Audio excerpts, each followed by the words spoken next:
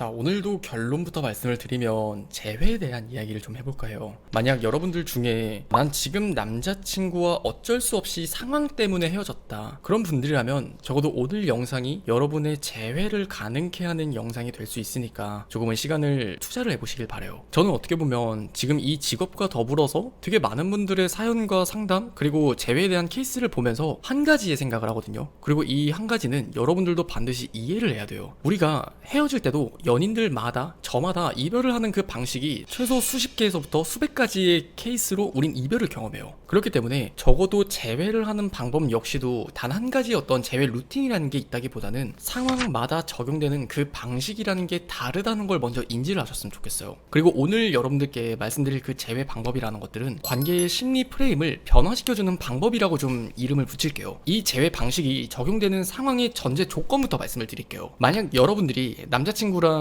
연애를 꽤나 했었어요. 최소 100일에서부터 한 300일, 2년, 3년 그 이상 연애를 하다가 남자친구의 상황이라는 게 조금은 변화하게 된 거죠. 이 사람이 나와는 온전하게 집중을 할 수 있었고 여유롭게 우리가 관계를 잘 다져왔는데 갑자기 이 사람이 일이 바빠졌다거나 아니면 사업이 망했다거나 혹은 이직 준비 때문에 아니면 변한 상황들 때문에 본인이 너무 여유가 없어졌다는 게 포인트예요. 만약 여러분들이 남자친구에게 나 이제 여유가 없어졌어, 그래서 이 관계를 이끌어갈 자신이 없어, 아니면 우리는 이쯤에서 헤어지는 게 맞는 것 같아 라는 말을 들었고, 만약 적어도 여러분들이 단 한 번이라도 이 사람이 나한테 질려서 지금 이런 말을 하는 건가, 그 사람의 말을 믿는 게 아니라 의심이 들었다면 오늘 영상이 여러분의 얘기라고 생각을 하셨으면 좋겠어요. 좀 서론이 길었는데 제가 서론을 좀 중요하게 말씀을 드린 이유는 상황마다 재회 방식이라는 게 엄연히 달라지기 때문이에요. 한 3,500건 정도 이상의 재회 상담을 진행을 하면서 느낀 것들은 그 상황이 미세하게 조금만 달라지게 되면 내가 해야 되는 말과 하지 말아야 되는 말이라는 게 엄연히 달라진다라고 말씀을 드리고 싶거든요. 그러면 이어서 이야기를 해볼 때 제가 큰 맥락에서 이런 이야기를 해요. 첫 번째, 3일 이내에 연락을 해야 되는 경우는 이 사람과 자존심 싸움을 했을 때, 그리고 두 번째, 일주일에서 2주일 정도 시간을 두고 연락을 해야 될 때는 그 사람이랑 나랑 반복된 문제를 통해서 우리가 감정이 조금 지쳤을 때, 그리고 3주라는 시간 이상 충분히 여유를 가진 다음에 한 템포 쉬어가서 붙잡아야 되는 경우는 제가 오늘 말씀드린 케이스라고 전 영상에서 이야기한 바 있었거든요. 제가 이 상황에서 좀 구체적으로 말씀을 드리는 거예요. 이 세 번째 케이스에서 여러분들이 이해를 하셔야 되는 건 그 남자친구의 프레임이에요. 여러분의 남자친구는 되게 이렇게 이야기를 했을 거예요. 내가 지금 너한테 이렇게 관계를 유지하는 게 되게 미안하다. 내가 너를 신경 써줄 수도 없고 전처럼 연락을 할 수도 없고 너를 전처럼 사랑할 수도 없는데 이 관계를 유지한다는 게 너한테 미안하다. 더 나아가서는 내가 지금 일이 너무나 바쁘다 보니까 너에게 마음이 뜬 것 같다, 혹은 질린 것 같다라고 이야기를 한단 말이죠. 사람의 감정은요, 내가 지금 어떤 파이값을 크게 느끼느냐에 따라서 내 감정의 상태가 변화하게 돼요. 구체적으로 한 가지 쉬운 예를 들어보면은, 여러분들이 평온함을 느끼는 와중에 갑자기 어제 마무리 짓지 못한 일이 생각난 거예요. 그게 오늘 데드라인인데, 그러면 순간 내 마음에 조급함은 들겠죠. 그러면은 내 심리적인 상태가 되게 여유로운 상태에서 조급함으로 바뀌어요.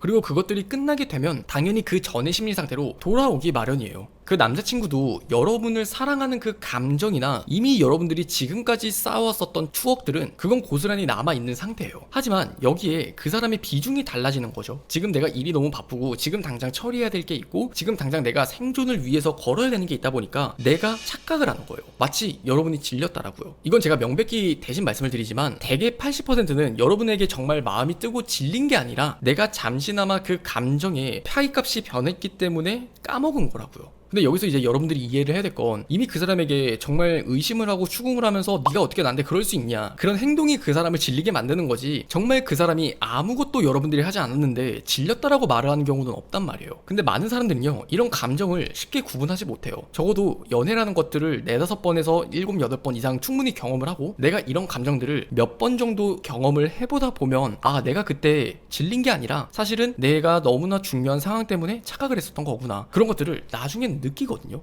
그렇기 때문에 여러분들이 이 상황에서 재회를 원하신다면 적어도 3주라는 시간을 지낸 뒤에 이런 식으로 이야기를 해주시면 좋아요. 뭐 땡땡 유신아, 잘 지내고 있어? 뭐 너한테 부담스럽게 연락을 하려고 한 건 아니야. 너와 나의 관계는 끝이 났지만 그래도 내 마음속에 너가 아직 사랑하는 사람인 거는 틀림이 없기 때문에 그래도 해주고 싶은 얘기가 있어서 연락했었어. 너가 나한테 마지막 그런 말을 했었던 거 기억나? 이젠 널 좋아하지 않는 것 같고 부담스럽고 질린 것 같다라고. 근데 조금은 시간이 지났으니까 우리 관계를 문제를 돌아봤으면 좋겠어. 네가 그 당시에는 너무 일이 치이고 바쁘고 이것부터 해결해야 되다 보니까 나한테 미안한 감정이 들어서 마치 질린 거다라고 착각을 한 건 아니었을까? 너가 지금 하고 있는 일이 마무리가 된다면 너는 다시 내가 안 보고 싶을까? 누가 그런 말을 했어. 사람의 감정이라는 것들은 내가 현재 처한 상황에 따라서 다르게 느끼는 것들을 그대로 해석하는 경향이 있기 때문에 그냥 너가 바쁜 거고 여유가 없어진 걸 가지고 나에게 질렸다라고 착각을 한 건 아니었을까 싶어. 나는 하고 싶은 말이 뭐냐면 그냥 우리가 잠깐의 상황을 이겨내지 못하고 파도 속에 집어삼켜지는 우리가 아니라 그냥 그 파도 위를 타고 활보를 하듯이 우리가 행복했으면 하는 그 바람이 아직은 내 마음에 남아있다는 걸 꼭 너한테 말해주고 싶었어. 이런 식으로 이야기를 하는 거예요. 그러면은 이 상황에서 재회라는 것들이 조금 더 더뎌지는 건 맞아요.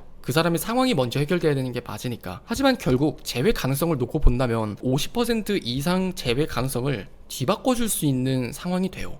그래서 여러분들이 적어도 재회를 원한다면 냉정해지고 차분해졌으면 좋겠어요. 여러분들이 어떠한 상황이 있든 간에 뭐 욕을 하면서 싸우고 헤어졌든 아니면 자존심을 부리고 헤어졌든 아니면 내가 감정적으로 그 사람에게 이의적으로 굴었든 무엇이 됐던 간에 일단 냉정해지라고요. 내가 그 사람에게 이별 선고를 받았다면 냉정하게 상황을 분석하고 파악을 해야만이 내가 어떤 식으로 그 사람에게 얘기를 할 수 있을까, 그런 것들이 답이 나와요. 그리고 여러분들, 제가 이건 TMI로 말씀을 드리는 거지만 저한테 상담을 오시는 분들 중에 꽤나 그런 경우를 진짜 많이 봐요. 어떤 제외업체에서 지침 문자나 아니면은 지침 연락을 받았는데 그냥 그것들이 사실 번번이 실패한다. 근데 그냥 나는 그냥 너랑 헤어진 이후로 되게 잘 지내고 있다. 그냥 다른 남자도 되게 멋진 남자 만나서 데이트도 하고 그렇게 시간을 보내고 있다. 그러니까 너도 잘 지내고 그냥 이만 나도 이제 연락할 일 없으니까 내가 차단할게. 그런 식으로 그 사람에게 뭐 위화감을 주라는 어떤 이야기를 하는데, 그런 얘기를 듣고 오신 분들이 상황이 분명 다 다르거든요. 근데 똑같은 지침 문자를 받아요. 이게 좀 저는 개인적으로 솔직히 이해하기가 어려워요. 그래서 만약에 여러분들이 그런 지침 문자를 제가 적어도 지금 얘기한 부분을 똑같이 들었다면 조금은 신중하게 다시 생각을 해봤으면 좋겠어요. 그게 잘못됐다는 말씀을 드리는 게 아니라 그게 정말 내 상황에서 적용되는 게 맞는지 아닌지를 똑바로 판단하라는 거예요.